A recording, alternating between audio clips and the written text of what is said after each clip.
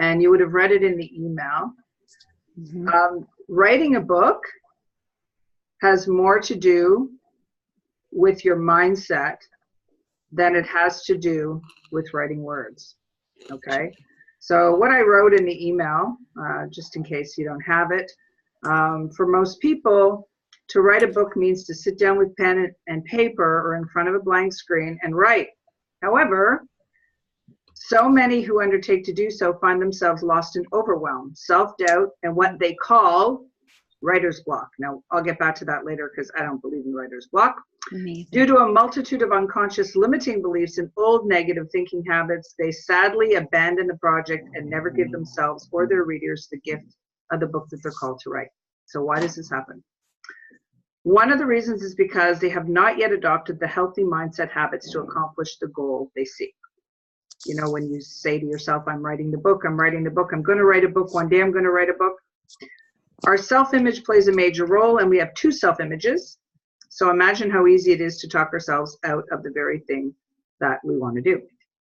So tonight, I just wanted to introduce you to something that a lot of my clients are already fully aware of, but the Pathways to Publishing Academy is really broken down into what I call the 5 pillars.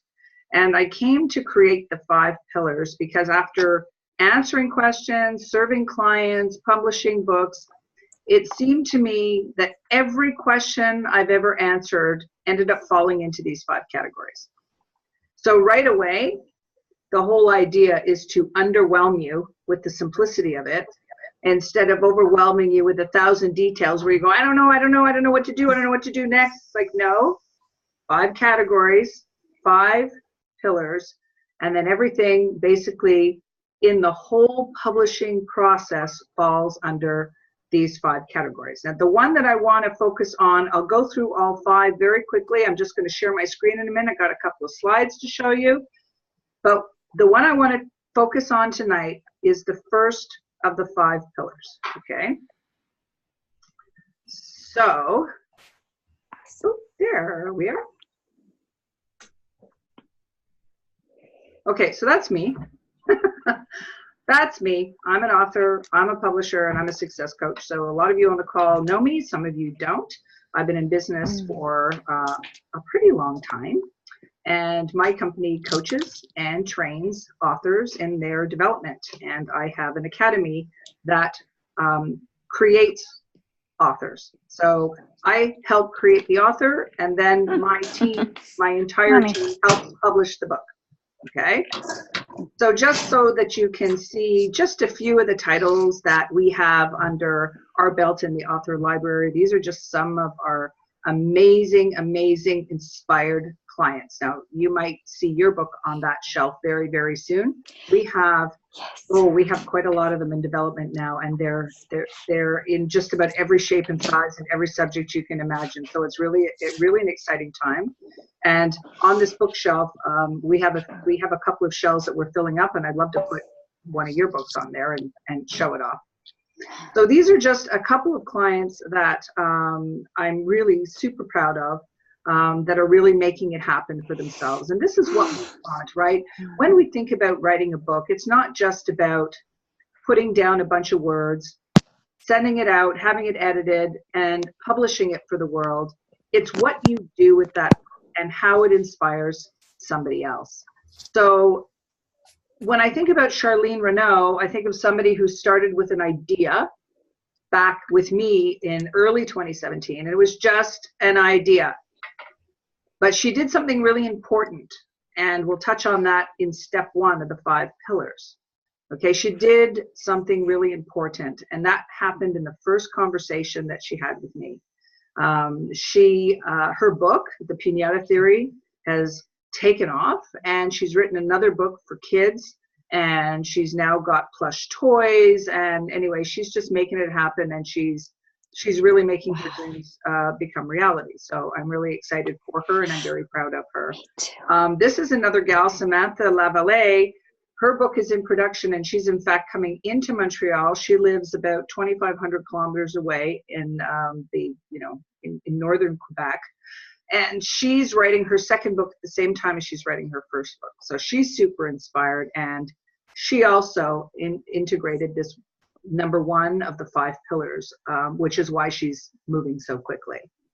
And Matt O'Grady, he's an author and a colleague and a friend of mine. He's in New York, and I had an opportunity last March and last August. I received authors at my condo in Florida, and he was one of the ones who came down to work with me there. And we went through his book, and we did an immersion program. And he also implemented the first of the 5 pillars. So that's what these 2 best-selling authors, 1 forthcoming author, but they all did one thing that was really, really important. Okay, so here's the Pathways to Publishing Academy, super simple formula. No big fanfare, no bells and whistles. It is 5 parts to the formula. The first part is commit. The second part, the second pillar, is write. The third pillar is design. The fourth pillar is promote. And the 5th one is publish. So that's the end game. That's the goal. But if you take a look at the order, commit comes before write, and promote comes before publish. Okay, and there's a reason for that too. So I'm not going to spend tonight, because I'm going to do the next one in a couple of weeks on, I'm going to do an evening on each one of these and break each one of them down and describe what happens during the process. Because a lot of the times we don't know, where's the editing happen? Where do I do a cover? How do I get my ISBN number? There's so many parts to the publishing process. And those of you that are on the call that are in the process now, what I call the author odyssey, you know there's a lot of things coming at you one after another. Now, we take care of that together, but there are a lot of details. So the very, very first pillar that is crucial, which usually is the reason why most people don't get to the writing part, to the next part, okay, is what I call commit. Now, commit really means one important thing. It means that you make a decision to write a book. Now, what does that actually mean? When I went back to the 3 authors that I introduced you to earlier, each one of those authors made a decision. They made a committed decision to write their book. Now, I talk to a lot of writers who want to become authors, and there's a lot of different circumstances people are in and a lot of different reasons why they can or can't, or whatever the case may be. I always know that the reason that they haven't written yet is not because they don't want to, it's because they haven't really made the commitment to do it yet, okay? You're able to do it, but it's whether you're willing to change some habits that you currently have that are holding you back. Now, because our self-image and the way we think of ourselves and our beliefs that limit us, what Bob Proctor calls a paradigm, they keep us from actually succeeding. So when we make a committed decision, we actually are allowing ourselves to move forward in the process. So think of your own situation, the books that you want to write, where they're sitting, at what stage of production they're in. You know, some of them are sitting on computers, some are in notes. And listen to the messages that you give yourself on a regular basis as to why it's not moving forward. Now, those who work with me know that I'm not a big believer in the self-deprecating thoughts of, I'm just procrastinating, you know. It's a really negative self-talk. And a lot of the time, we legitimately don't move forward with our book because it's not meant to be born yet. There's life experiences that we're still meant to live before that book is really meant to come out. But that's not really this part of the program. Because when you decide anything, not just to write a book, but it's, you know, when you decide to go on a trip, you make a decision, you go start looking it up, you make plans, you get excited, you put things in motion, you book your flights, you buy new clothes, you pack your bags, and you make it happen for yourself. And a lot of people that want to write books, they don't make it happen because they haven't decided to yet. And that sounds really simple, right? But one of the tenets to making a decision is giving yourself a command to do something, change some habits, and then doing it, right? So I just want to share a text with you that is that's sent to, so I work with Bob Proctor. I have been for a long time, and I'm a student with Proctor Gallagher, also have been for quite a long time. And this is a document that Bob sends out to everybody, and I send it out to clients a lot of the time as well. And it really kind of gets you thinking about why you're not moving your projects forward. Because when you're called to write, there's something inside you that keeps kind of nagging at you to do it, but then you say to yourself, well, why aren't I doing it? And we call that the knowing doing gap. But here we have, I'm just going to read from this document. There's a few places here that are probably you may not have heard before, you may not be familiar with, but this is Bob's take on decision. So there's a single mental move you can make, which in a millisecond will solve enormous problems for you. It has the potential to improve almost any personal or business situation you'll ever encounter, and it could literally propel you down the path to incredible success. We have a name for this magic mental activity. It's called decision. Now, decision is going to affect a lot of areas of your life, not just the money that you earn, but your whole life, and everything that happens to you is really all centered around making choices, making decisions in your professional life and your personal life, right? So how does a person expect to develop this mental ability to learn how to make decisions? Because it's actually a bit of an art form. Quite simply, you must do it on your own. However, I think it's important to understand that it's not difficult to learn how to make wise decisions. Armed with the proper information and by subjecting yourself to certain disciplines, you become a very effective decision maker. So if you look at the process that you're in, where you really, really want to achieve the goal of writing your book, ask yourself, how committed am I to actually doing this? You know, you reach out, you get some help, you read some books, you do some things, but if you really take a look at what I often hear as I have mental block. Mental block, writer's block, is really just writers who aren't writing, right? Because if you want to write a book, you actually have to write. And if you actually want to write the book, you have to decide that more than anything, you want that goal. You want to achieve that goal. Because writing a book isn't actually a huge achievement. 97% of people that talk about writing books don't write books, right? They talk about it, but they don't ever decide to do it. And a lot of people, when they write books, they talk about how they've been wanting to do it for the last 20 years. Well, they likely could have done it a lot sooner, but they decided they didn't make the decision to do it. So you can virtually eliminate conflict and confusion in your life by becoming proficient at making decisions. Decision making brings order to your mind. And of course, this order is then reflected in your objective world, in your results.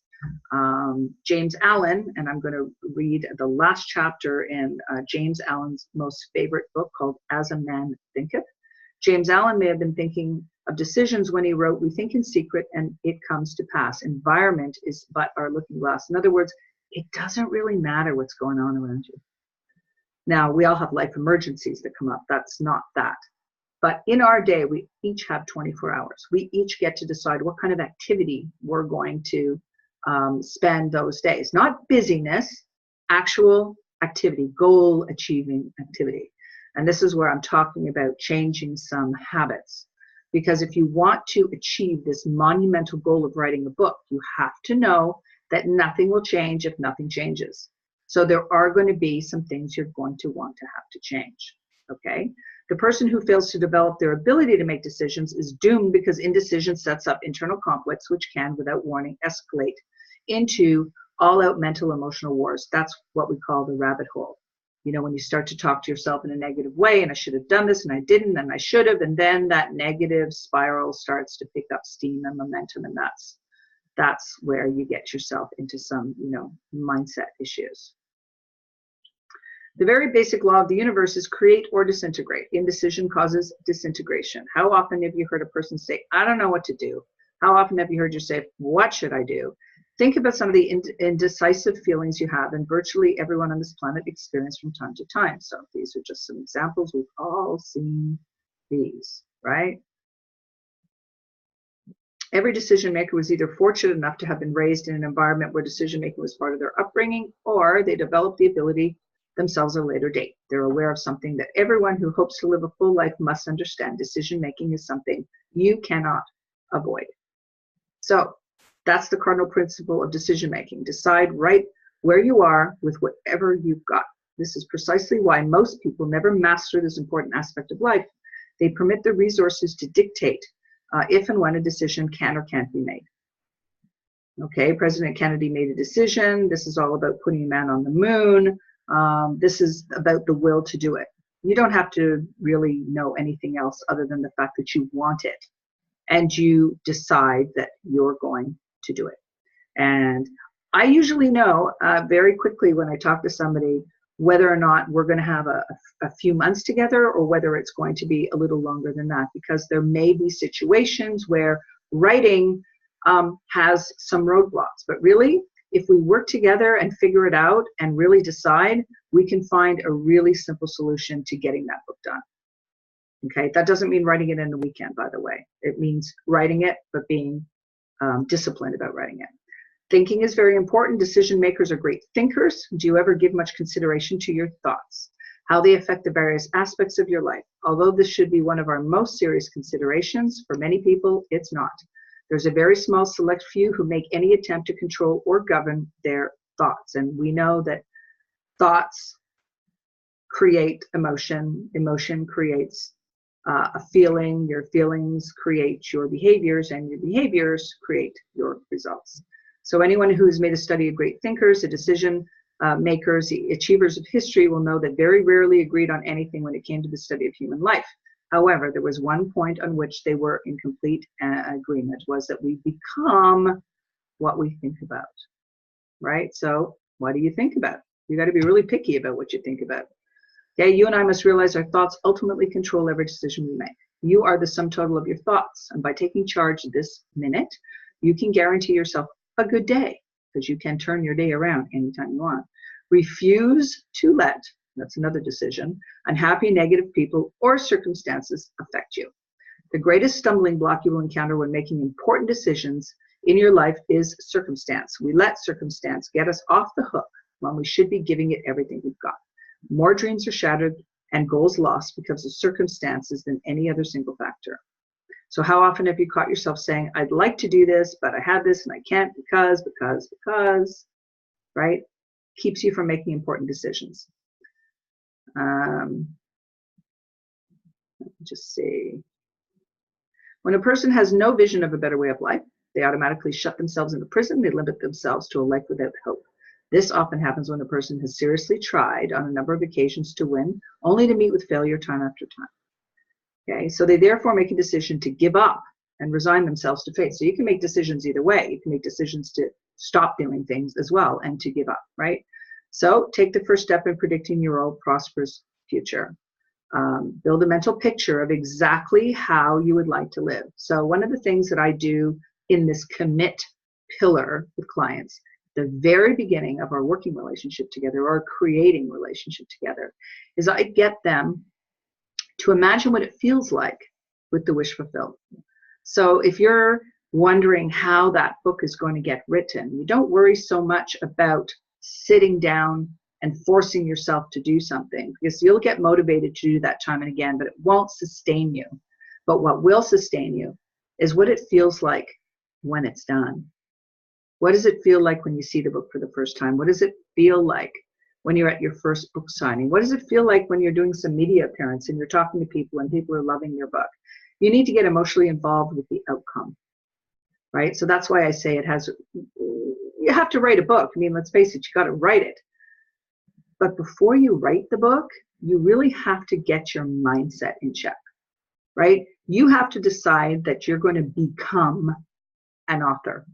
You're not just writing a book, you're becoming somebody who will be considered an authority and an author. And, you know, you're going to be inspiring the world. So you're going to have to decide to do things a little bit differently. You may have to step up in certain ways. You may have to refine some habits you already have, right? So take the first step in predicting your own prosperous future. Build a mental picture of exactly how you would like to live. then make a firm decision to hold on to that vision for yourself, and positive ways to improve, everything will begin to flow into your mind. Many people get a beautiful vision of how they would like to live, but because they can't see how, that's for another class. The how has nothing to do with it. You just got to know what you want. And because they can't see how they're going to make it happen, they let the vision go, right? If they knew how they were going to get it, they would have a plan, not a vision. So there is no inspiration in a plan, but there sure is in a vision. So you want to have a vision of what it feels like to be the author you've always wanted to be.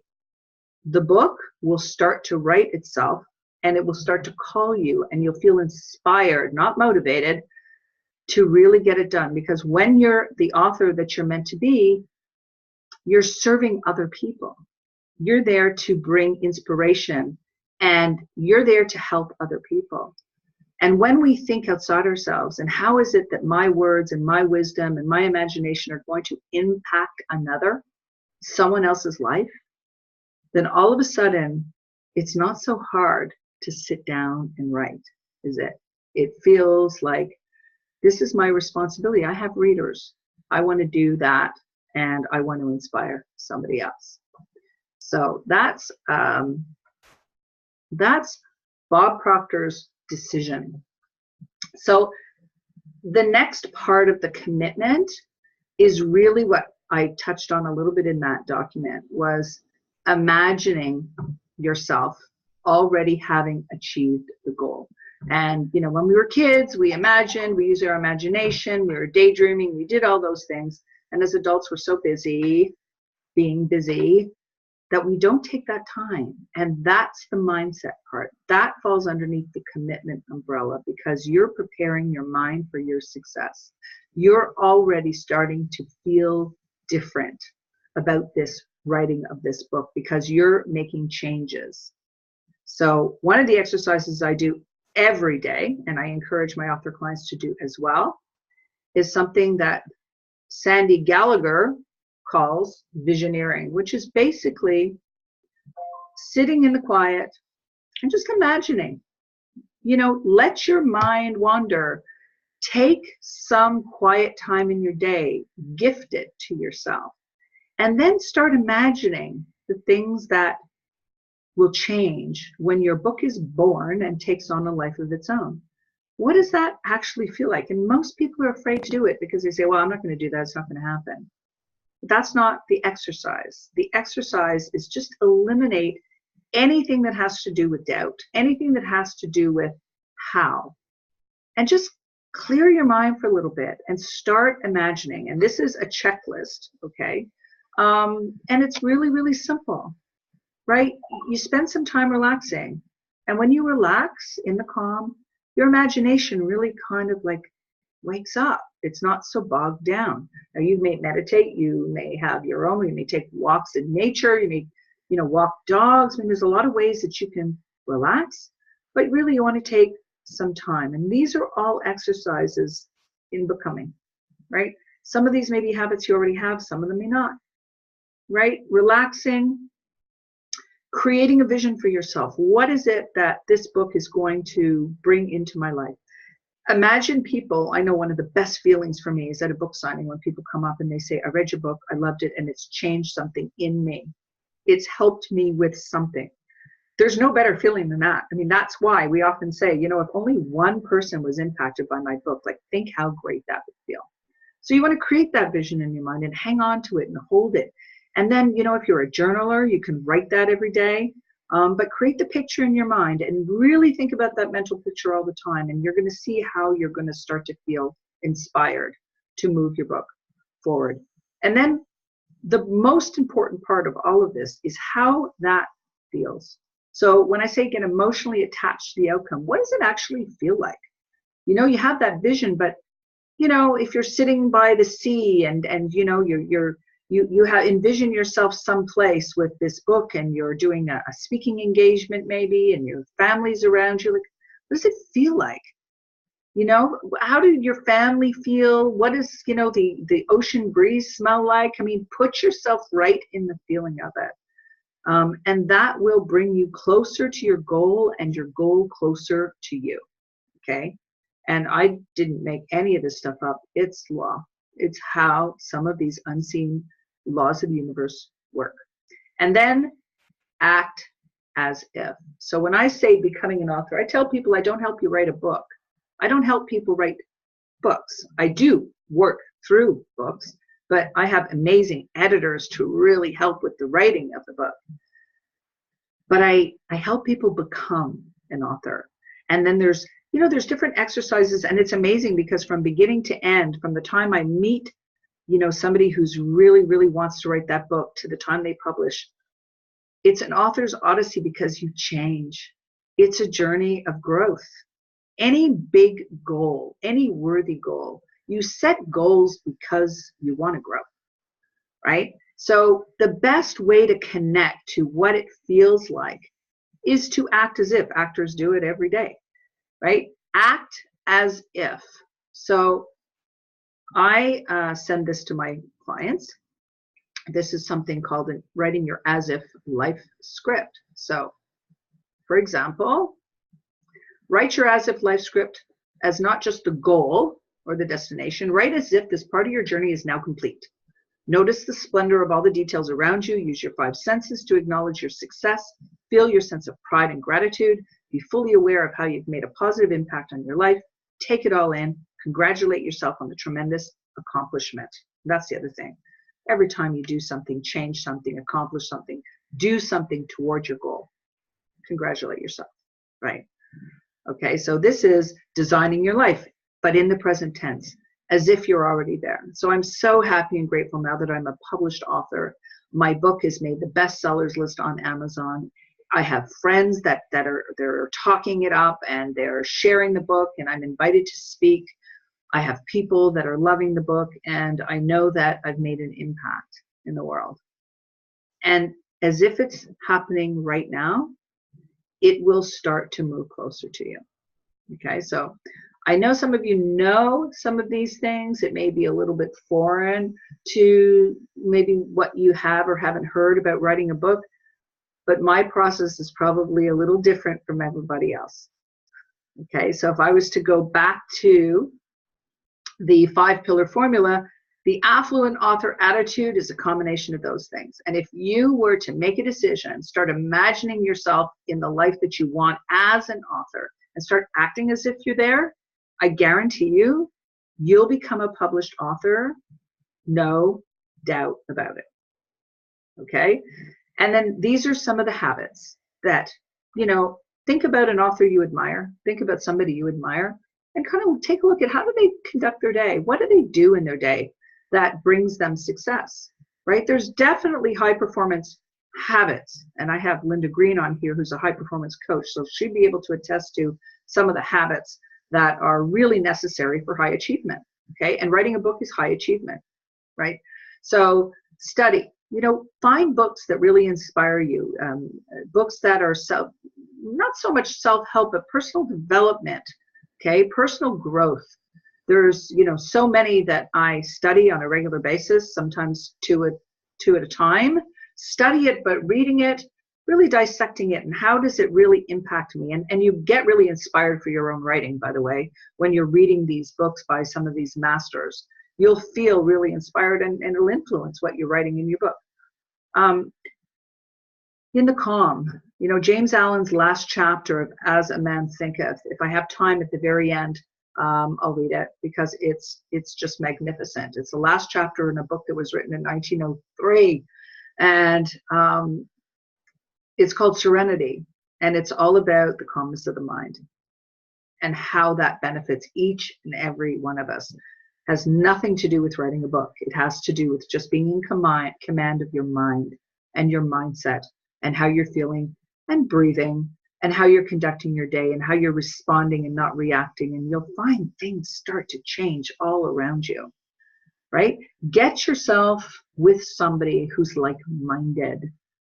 I call it mastermind. I have people I mastermind with every day. I have groups of people, I have one-on-one, but these are people that are like-minded, they're elevated in their thinking, they're goal achievers, and they want more, and they want to move their life forward. So those are the people you want in your tribe, so that you're all really you're going for something that you want. And you'll start to notice that you'll notice some maybe environments that you spend a little less time in, because you start really feeling good about reaching for your goals and your dreams. And then you're going to find that creating becomes part of the inspiration that flows to you and through you. You know, Bob Proctor always says we're living in an ocean of motion. We're always moving, we're always thinking, we're always creating. But to actually create, when it comes to writing or painting or anything that is your creative forces, because that's what we do, we create every single day. You need to put yourself in the right frame of mind, okay? That part, this is all part of the commitment pillar. This is the part that I always work on first. And if we've got a lot of those components, great, that's fantastic. But a lot of the time they're not there. And they need to be there because you're becoming an author. So that's it. I just wanted to share some of those slides with you. This is how I work. These are just some of the things that I offer to clients as far as getting in touch with me. A lot of you have been on these discovery calls. We work together every week with certain clients. We do immersion experiences with certain clients. Everything that I do is specifically geared to get you where you want to go. So, so that's it for my slide. So I'm going to stop sharing my screen and see if anybody has any questions. Yes, no, everybody's muted. Does anyone have any questions, or you want to share any experiences that you have? Hey, Pazit, the visioneering woman. Hi. I didn't get to hear everything, but it's such great content. And as far as an experience, for sure, I mean, I went to Carolyn's retreat by the sea. And, you know, we put my book together, and I never even thought I was going to be an author. It was just not something I even thought about, but it was a book that was that was calling me. It was a book that was calling me and that had to be written. And I remember waking up one morning and telling Carolyn, can I publish a book that's only 5 pages? And she's like, no, like the minimum is 25, because I had watched this movie with Eddie Murphy. I don't know if you guys watched it. It was like 1,000 words. And basically it was this big guru that published a book, and it was like only 5 pages. So I got the same idea that a book doesn't have to be big. You know, I always thought like a book has to be something like a big project, you know, like 100 pages. And so that idea did not really like resonate with me. I like things fast. So when I got the download of the book, and then I told Carolyn, so you know what we'll do is we'll just like repeat the pages like 5 times. We'll do 5 chapters with the same pages. Anyways, it's by repetition that people learn, you know? So we can get really creative. But what I loved about my experience with Carolyn is that we were able to put the book together, everything, you know, from hold on, wait, so like doing like the page to have it on Amazon, and getting it published, and getting her guys to do all the design for me. And the whole process was so easy. You know, sometimes we imagine something is such a big project, and it doesn't have to be. Like mine was not a big project. It was really a fun project. Yeah. So I would encourage you all to have that experience. And now I'm like a published author. And I have to tell you, it gives you like a lot of authority and authorship. Now I'm doing like interviews, and it's opened up so many different avenues for me that I didn't even think about. I really never, for me, it was just like a fun project, like an art project. I'm going to write a book, you know, I'm going to do this book, you know, with Carolyn. But your book really evolved. Your book really evolved. I mean, you know, when this is what happens, you think it's going to be one thing at the beginning, and that's great. You know, you have your sight set on a certain thing, and this happens in all sorts of books, right? But then by the time you get into it and you get really creative about it, it grows and it expands and it becomes something like way more than you ever thought. I mean, even your book, if we would have done 5 pages, repeat, The ideas and the basis, the tenet of that book stayed the same, but the content grew into something so clear and so concise, and you got what you wanted. You wanted a book that people could read, they could reread, they could refer to, they could have it on their nightstand, put it in their bag. That wasn't something, you know, it was like a little handbook for them. That's it. It was And something that's what you got. That's it. No, I love what I got. And so this is what I'm trying to say to people is like, I would definitely consider writing a book, because it opens up many, many doors, you know, even just by saying you're an author. It could just be a fun project. I'll make it, you know, it was really, really, I had so much fun doing it with Carolyn. She made the experience so much easier. And it really opens up more doors than I ever imagined. Like, people take you more seriously. Like, I am the author of this book, you know? And you have the book there with you, Pazit? Yeah. Show us your book. So it's the little golden secrets to get anything you effing want.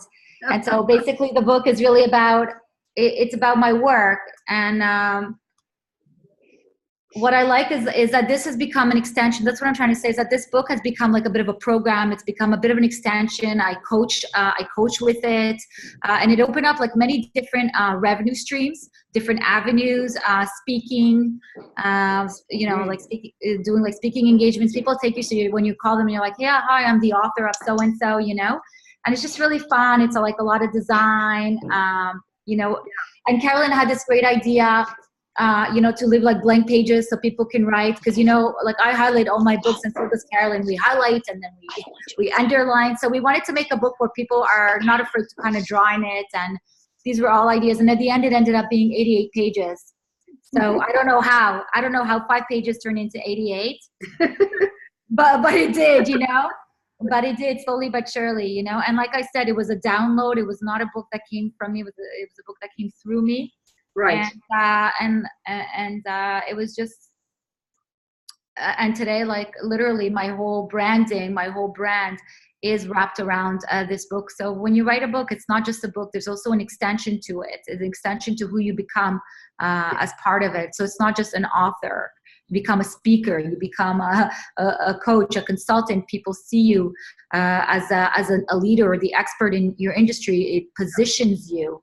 Yeah. So it definitely positions you, and you know, don't underestimate the title of being a published author. When you aspire to do it, we all think it's the top of the big mountain. You know, you can't even imagine it. But by the time you've gone through that whole process, it's now so familiar to you that you've achieved the goal. You forget that other people are still thinking the same way that you did about, oh my gosh, you wrote a book. That's fantastic. How did you do that? And you have got a certain amount of credibility. Absolutely. Okay? And I tell clients all the time that, you know, the book is the book, but the book really, it's the basis, it's the platform by which you kind of launch from, right? So your book is and you know, like Linda Green, who's on the call, she's in California, she's writing an amazing book which will be all tied in with her coaching and high performance coaching, and her ability to really help other people with her book. So when you think of it as a bigger extension of not just me and my book, but the life that the book takes on afterwards, and you don't even know what's coming. Like when I see it takes on a life of its own, you don't even know. You know, well, that's the fun part. Yeah, your life, right?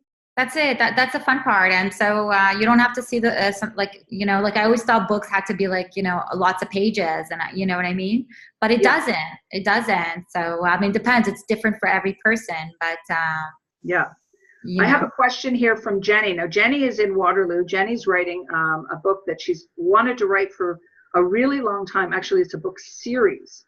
Okay. And she's saying, what if your book is a children's book? Well, even more so, when you have a children's book, imagine your book being one of the very first introduction to story that children have.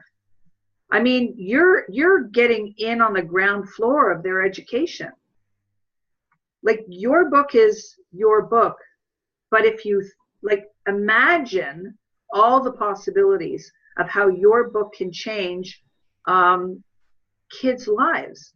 Yeah. And then especially for you, you've created a character that you created many years ago. Now you're really bringing your character to life, and all of his adventures, and each book is a different adventure. I mean, can you imagine what children would say when they go, okay, when's the next Willie book coming out? Like, Yeah. Willie had this great adventure. When's his next adventure? Well, my question was more rooted in the I've seen, by the way, we've met a long time ago. Hi. My question is sort of rooted more in, like, in Pazit's book, in Charlene's book, in I'm sorry, I forget the girl's name who wrote that wonderful book that was the last webinar I came on. They're all like books that have like a very defined purpose. I mean, Willie goes to a farm. Like, do you know what I mean? Like, it's like you have a very clear, distinct message, like, go and be powerful. I'm like, go to the farm. You know, like, yeah, but you know, like, but look at your audience, though. Your audience isn't up here. Your audience, so you're communicating to your market. Your market is just a younger brain, right? But here, so look what you've done, Jenny. You've gone to your community. You've gotten in touch with a local business. You've asked them to partner with you so that you are marketing them and teaching kids how to make ice cream, or what Willie loves. And you've gone in, spoken to the owners of a farm, and they've given you access to be able to tell your story through their local business. I mean, it's a phenomenal platform. Yeah, never underestimate the impact that your book does. Whatever, you know, maybe to you, you're thinking, oh, it's just a story about so-and-so, but to a child, you're opening up someone's imagination. You're changing their life. We don't know the way we impact people. I never know the way I impact people. You know, I never know. Sometimes, even as a photographer, I would have people that would call me 20 years later and would say, you know, those photos that you took of me, I never thought more about it. Just like, oh, it's just a photograph. You know, to me, it was just a photograph, but to them, it was way more. So don't underestimate the value of what you give to someone through your talent, and whichever way is your way, whether it's like through kids' books or whatever, never underestimate that power, because I didn't know it either until I would, you know, like years later, I would hear like the experience with you changed our life. It wasn't just a photograph. It was meeting you, that experience, the results, you know? Mm-hmm. So Jenny, yeah. Amen. You're called. Yeah, you're called to, yeah, your gift is your gift. And so don't ever underestimate it. It has big value. It's called to you. Yeah. Have confidence in what was given to you. This is your gift. All right. I will heed those words. Yeah. Absolutely. This is your gift. That's great, great words of wisdom right there, because, you know, the whole reason that we write is to impact the reader. I mean, we're going to change in the process. There's no question. You're going to become somebody that you weren't when you started. I think that's the part that I love so much. When you talk about the personal growth and all these principles that, you know, I've studied for a long time, Pazit also studies that, you start to understand that, you know, you start to understand yourself and who you want to be, who you want to become, and what you're here for. And if you're called to write a book, and you have, whether that voice comes like really like a whisper for a little while, then it starts kind of urging you, and then it starts kind of poking you. Eventually it's going to scream at you. And it's not like it's, yeah, Wanda says it's screaming at her. The voice is not going to go away, right? Yeah. It's just a question of how long you take to make the decision to do it. Yeah. And it's all about, as you know, Carolyn, I mean, I'm in the process of the decision. It's just, yes, well, no, you decided already. You're not the undecided. You've already decided. You're in it. Yeah. We're already moving the needle forward. The transformation. I'm here. Yeah, it's just an experience, you know, Jenny, the way I see it, it's just an experience. Like, I got to experience life being a photographer. I get to experience life as an author. I get to experience life as a, you know, as a TV host. It's just an experience, you know? Like don't take, you know, just like have fun with it. You're like, I want to write a child's book. I mean, look at Dr. Seuss. I mean, he changed history. He was writing like rhymes, you know. Yeah, well, I mean, who can have Dr. Seuss? You know, he had an impact. Yeah, no, he had he's so much definitely one of my. He's definitely one of my. Right. Like when I think how I've. Oh, been, yeah. It's Dr. Seuss and Jim Henson. Those are my roots. Right. And look how many people here, by lift of hand, were affected by Dr. Seuss books. I mean, definitely. Yeah. I loved all his rhymes, right? Look at all of us. This is what you're creating. See, they didn't know what they were creating before they created it. This is the trick of the mind, right? You want to go for something, you don't know how to do it, and then you start telling yourself because you don't know how to do it, you shouldn't do it. But in fact, you're only going to know how to do it once you do it. Well, Yeah. I mean, Carolyn, I've told you, I already have another book that I wrote a long time ago that's waiting, and I have every time I work with the kids, I have a new book come out like in my head. Yeah. Like, Yeah. I've already got like a library. Like Yeah. they're not all, they're not. That's a creator's brain. That's not Just going to get them stop. out, Jenny. Get them out of your head. Get them on paper. Let's go. Yeah. Get them out of your head. Go ahead, Wanda. Yeah, Pasit, I just want to say congratulations. I knew her from a while back with my 4 children with their come from, I believe, communions. And I have her photos all on my wall. That's and I believe right. I sent them to you guys, and I just Yeah, to show. yeah. And I remember one of them was with my son Paulo. He was always the type of kid that was always getting into trouble and whatever. So, and she wrote, "Keep the faith." So I purposely have this every single day. So not only did you touch my kids' lives, but you touched me. And I wanted to share when I had met Caroline, and right before, it was around this time, maybe February, January, for around this time. Now, the universe will constantly talk to you and will push you and will convince you to do the right thing, even though we resist and we think it's not for us. Carolyn, you and I spoke on our phone, and it was with a video, not a video, it was actually a phone call. And I was the last person on your phone, not knowing that morning I was talking to my husband to get approval to write a book so that we can be on this together, because you want that support, so on and so forth. I'm over on my island talking with my husband. He's stressing to get off to work. My daughter's asking for her lunch. I'm like, do I do it? Do I not? He's like, do whatever you want. All of a sudden, Carolyn, your phone calls. So I'm like, Mar, you see?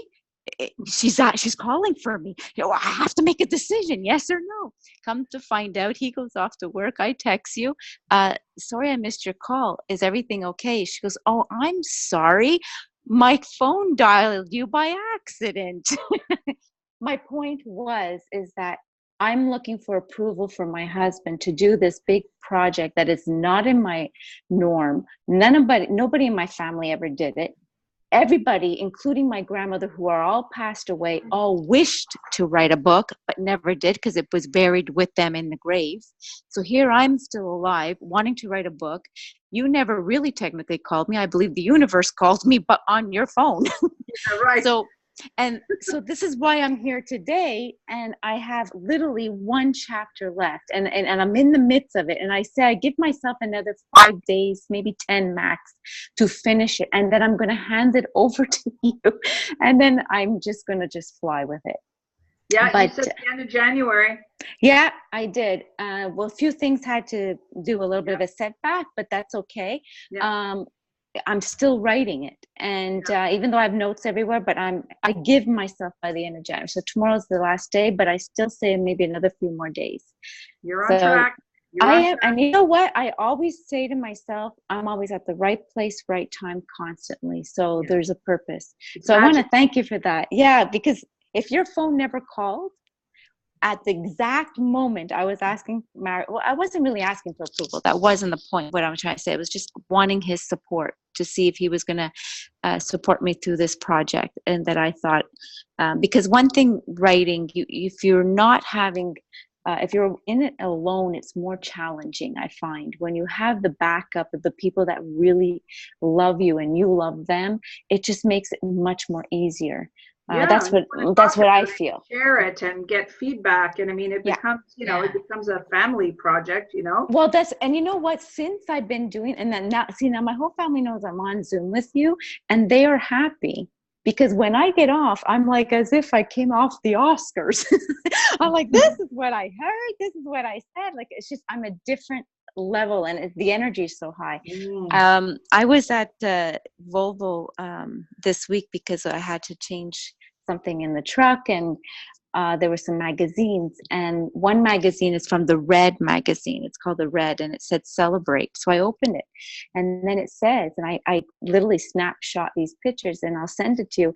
It says, do it, well, dream it, do it, and receive it. And it was like one article of this, and I'm like, and it tells you the exact steps that you've been telling me for the last year. I'm like, shit, the universe is really talking.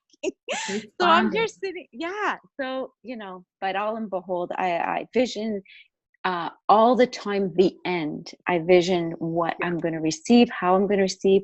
I don't even want to know how it's going to happen. It's You all don't fault. need to know. That's not your business. Doesn't No. matter.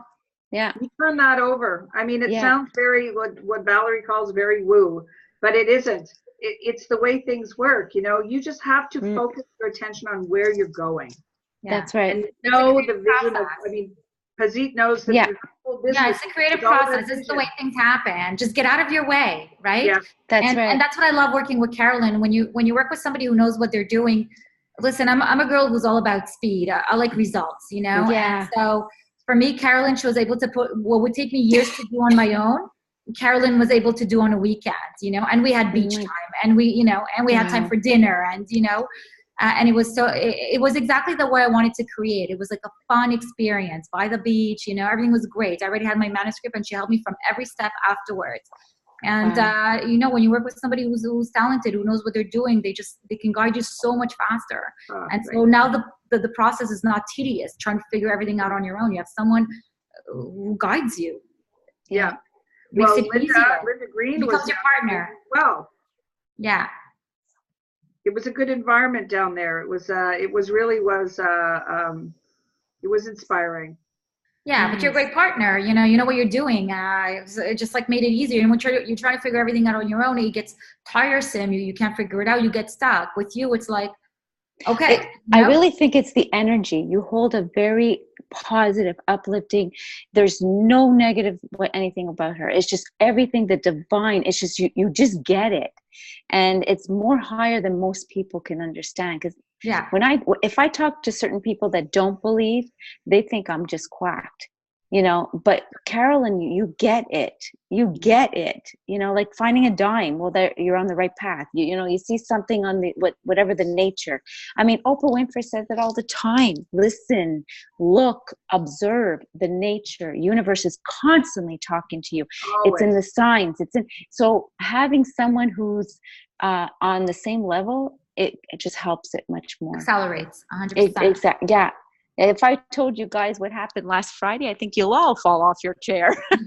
Well, that's great. Well, I'm looking forward to moving ahead whenever you're ready.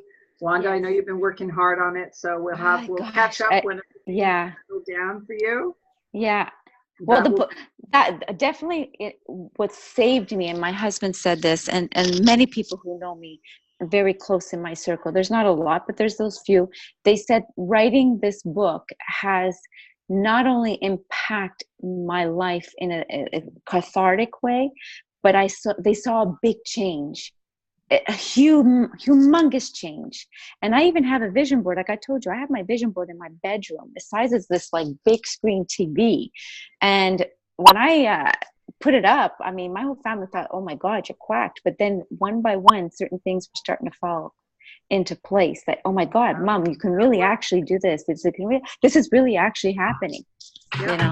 So it is that, and I say it, and I even, the writing, oh my God, when you write every day, and I'm not talking about the book, I'm talking your affirmations, what you want, and not what you don't want. And I know it's crazy because what you're teaching me, I'm actually teaching through, like, it's like paying it forward to other people that have no idea, you know, and it's working.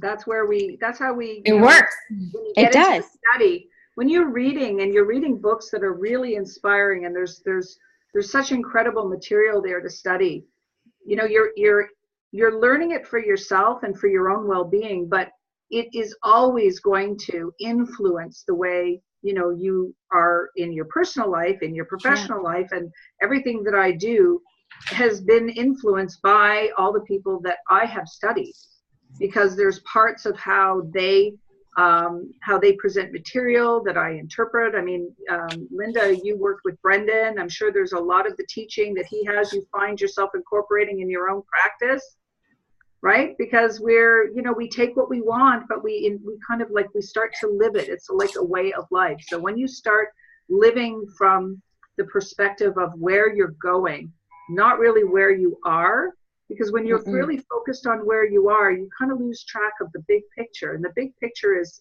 not in the rearview mirror.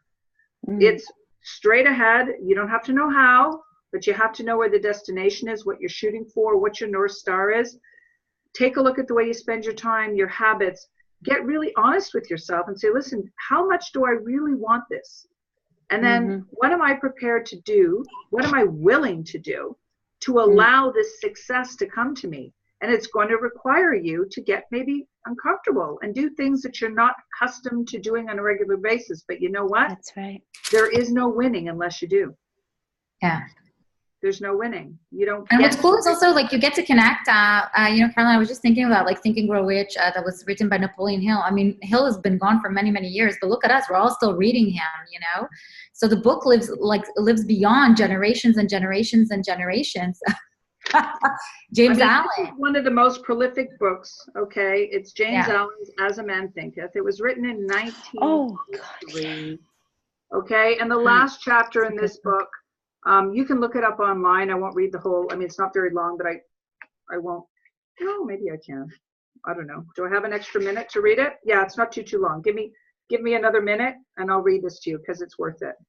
The last chapter in As a Man Thinketh is called Serenity.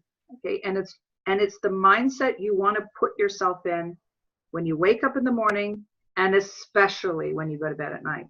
Because when your mind goes into that subconscious state, it actually still creates. And you really want to give yourself the gift of going to bed in a calm place. Okay, Serenity, written by James Allen, is calmness of the mind is one of the most beautiful jewels of wisdom. It's the result of long and patient effort in self-control.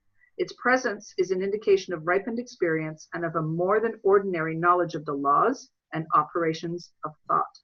A man becomes calm in the measure that he understands himself as a thought-evolved being, for such knowledge necessitates the understanding of others as a result of thought, and as he develops a right understanding and sees ever more clearly the internal relations of things by the action of cause and effect, he ceases to fuss, fume, worry, and grieve. He remains poised, steadfast, serene. The calm man, having learned how to govern himself, knows how to adapt himself to others, and they in turn reverence his spiritual strength. They feel that they can learn from him and rely upon him. The more tranquil a man becomes, the greater is his success, his influence, his power for good.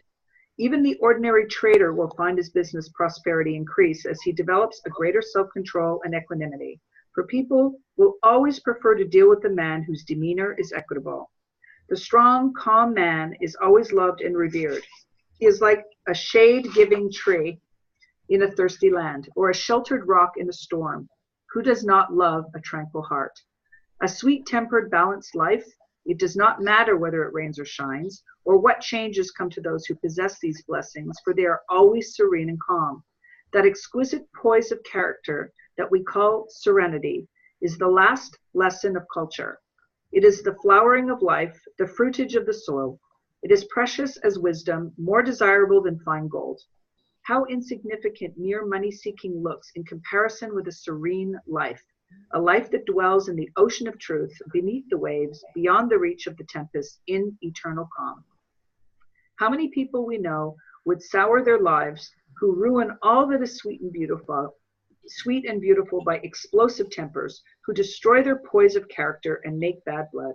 It is a question whether the great majority of people do not ruin their lives and mar their happiness by lack of self-control. How few people we meet in life who are well balanced, who have that exquisite poise which is characteristic of the finished character. Yes, humanity surges with uncontrolled passion, is tumultuous with ungoverned grief, is blown about by anxiety and doubt. Only the wise man, only he whose thoughts are controlled, purified, makes the winds and the storms of the soul obey him. Tempest-tossed souls, wherever you may be, under whatever conditions you may live, know this. In the ocean of life, the isles of blessedness are smiling, and the sunny shore of your ideal awaits your coming. Keep your hands firmly upon the helm of thought. In the core of your soul reclines the commanding master. He does but sleep. Wake him. Self-control is strength. Right thought is mastery. Calmness is power. Say unto your heart, peace, be still. I love that. I love that. Yeah, that was very, very And if you work powerful with Bob Proctor, he will tell you to write it. Right, Pazit? Oh yeah, 90 days. 90 days straight. Yeah, it works. Sometimes you do things you don't understand why you do them, but they work like electricity. We all don't know where, we it's still energy. we turn a switch on, it's coming, we're happy. It's Yeah. exactly the same thing. But yeah, it brings a lot of peace into your mind, It's Anyway, funny. I want to Thank you so much. Yes. for spending your evening with Yes. me. I know you're all very, busy people, but I appreciate you It's being okay. here and investing some time together. I love to see everyone's different energy and what they're doing and where they're going. So thank you for being here. If I can be of service to you, please reach out to me. I know I'll be talking to a few of you very soon. Yes. So that's it for now. If there's no questions, I'll let you all go back to your evening. Thank you. Thank you. Bye. Bye, Thank you, everybody. Carolyn. Bye, everybody. Bye. Bye, Busy. Enjoy the Take journey. care. Yes. Bye-bye. Bless you. Take care. Bye. Bye. Bye.